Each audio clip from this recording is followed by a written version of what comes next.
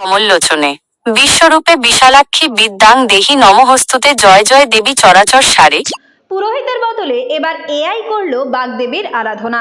সরস্বতী পুজো হোক বা লক্ষ্মী পুজো, উৎসবের দিনে পুরোহিতের চাহিদা থাকে তুঙ্গে।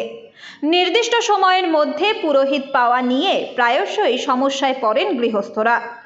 দীর্ঘক্ষণ অপেক্ষা করতে হয় পরিবারের সদস্যদের, উপোস থাকতে হয় শিশু থেকে বৃদ্ধ বৃদ্ধা সকলকেই।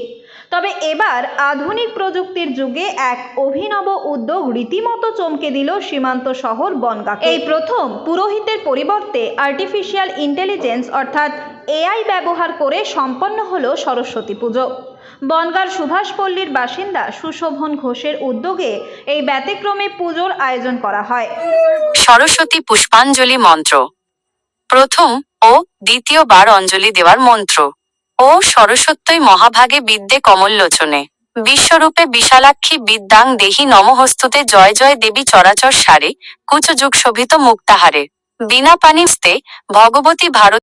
জানা গিয়েছে, দীর্ঘক্ষণ পুরোহিতের অপেক্ষায় বসে থাকা পরিবারের সদস্যদের দেখে সুশোভন ঘোষের মাথায় আসে অভিনব ভাবনা। যদি এআই সঠিকভাবে মন্ত্র উচ্চারণ করতে পারে তাহলে পুরোহিত ছাড়াও পুজো সম্পন্ন করা সম্ভব। ভাবনা অনুযায়ী মোবাইলের মাধ্যমে এআই ব্যবহার করে মন্ত্র যাচাই করে দেখেন তিনি।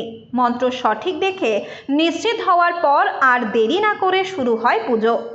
মোবাইলে এআই এর মাধ্যমে উচ্চারিত মন্ত্র শুনে পরিবারের সদস্য ও প্রতিবেশীরা একযোগে মন্ত্র উচ্চারণ করে পুজো সম্পন্ন করেন। পাড়ার কচিকাঁচা থেকে শুরু করে বয়স্করাও এই অভিনব উদ্যোগে অংশ নেন। নতুন এই ভাবনা দেখে রীতিমতো চমকে যান এলাকার বাসিন্দারা। জয় জয় দেবী চরাচর সারে কুচযুগ শোভিত মুক্তাহারে বিনা পানি মণ্ডিত হস্তে ভগবতী ভারতী দেবী নমহস্তুতে। তৃতীয়বার অঞ্জলি দেওয়ার পর এই প্রণাম মন্ত্রটি বলতে হয়। আমাদের তো সেরকম ছিল না, মানে যেরকম পুজো ব্রাহ্মণ দিয়ে করাবো সেই রকমই চিন্তা ভাবনা ছিল। তো ব্রাহ্মণ আসতে দেরি করছে, আর আশপাশে যে সমস্ত বাচ্চা কাচ্চা রয়েছে ওরাও খিদে পেয়ে যাচ্ছে আর থাকতে পারছে না। তো এখন তারপরে মাথায় আইডিয়া আসলো যে হাতের কাছে তো এখন মোবাইল ইন্টারনেট সবার অ্যাভেলেবেল। তো তারপরে চিন্তা ভাবনা আসলো যে তাহলে এআই দিয়ে দেখা যাক যে কিছু করা যায় কিনা। তো সেই মতোই কোনো রকম মানে প্ল্যানিং করাই ছিল না, কিচ্ছু না, যে আমরা ব্রাহ্মণ দিয়েই পুজো করাবো। কিন্তু ব্রাহ্মণের একটা সমস্যার কারণে ব্রাহ্মণ আসতে দেরি করছে, তো আমরা সেইভাবে এআই দিয়েই পুজোটা সম্পন্ন করলাম। কম বেশি তো মানে মন্ত্র জানি, যেটুকু জানি না সেটুকু হচ্ছে এআই মারফত করেছি। তবে যেটুকু দেখলাম যে সবই সঠিক, মানে পঞ্জিকাতে বা এতেও যেগুলো আছে সেগুলো সঠিক। নিজেরা পুরো নিজেদের মতো করে পুজোটা করতে পেরেছি। মন্ত্র সবই বলে দিচ্ছে এআইতে, সেইভাবে উচ্চারণ করলাম। আর তারপরে তো দেবীকে নিয়মাবলীও বলে দিল যে কতবার কোন মন্ত্র কতবার উচ্চারণ করতে হবে, কিসের পরে কি করতে হবে, সবই বলে দিল। পুজো বা লক্ষ্মী পুজোয় কি হয়, ব্রাহ্মণের ভীষণ ক্রাইসিস, মানে ব্রাহ্মণ পাওয়া যায় না, বলে সকালে আসবো, আস্তে আস্তে দুপুর করে দেয়, বাচ্চাদের সমস্যা হয়, বাড়ির সবার সমস্যা হয়। তো উপায় তো কিছু একটা বার করতে হবে।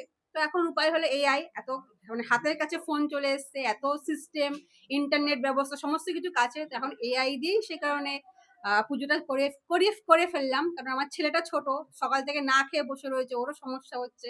তো ভাবলাম কি করা যায়, তো এআই কে দিয়েই বললাম যে মন্ত্রটা করে দাও, আমরা পুজোটা দিয়ে দিই অঞ্জলিটা। সেখান থেকে চিন্তা ভাবনাটা এসছে। আপনার সুবিধার জন্য উচ্চারণগুলো ভেঙে দেওয়া হলো। কমললোচনে উচ্চারণ হবে কমললোচনে।